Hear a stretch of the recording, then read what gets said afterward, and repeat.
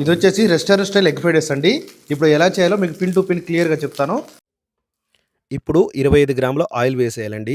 Oil బాగా వేడైన తర్వాత ఇప్పుడు గుడ్డు అనేది వేసేయాలి. నేను ఆల్రెడీ ఎగ్ ఫ్రైడ్ రైస్ కోసం 2 ఎగ్స్ పక్కన పెట్టుకున్నాను పగలగొట్టి.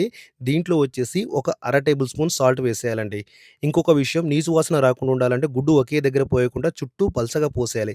దీనివల్ల గుడ్డు అనేది మంచి రోస్ట్ వచ్చేసి నీసు వాసన గానీ ఎలాంటి వాసన రాదు. టేస్ట్ కూడా మంచిగా పెరుగుతుంది.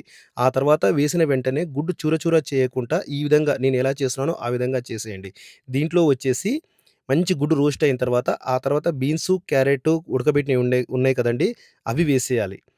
అవి వేసేసిన తర్వాత అవి ఒకసారి కలిపి అప్పుడు 350 గ్రాముల రైస్ ఉంటదండి. మన బిర్యానీ రైసు ఆల్రెడీ బాయిల్ చేసుకున్నాం గదా! ఆ రైస్ వేసేయాలి.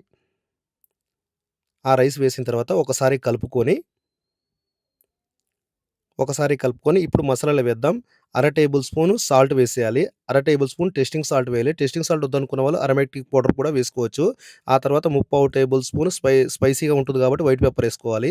ఆ తర్వాత స్పైసీ వద్దనుకున్న వాళ్ళు మాత్రం షుగర్ యాడ్ చేసుకోవచ్చు. షుగర్ వచ్చేసి ఒక పావు టేబుల్ స్పూన్ వరకు వేసుకోవాలి. అంతేనండి. లాస్ట్‌లో వెనిగర్ ఏస్తే సరిపోతుంది. ఇంతేనండి. దీంట్లో సోయా సాస్ గానీ, అల్లం వెల్లుల్లి పేస్ట్ గానీ ఏది రాదు. ఇప్పుడు కొత్తిమీర ఏస్తున్నాను. అయిపోయిందండి.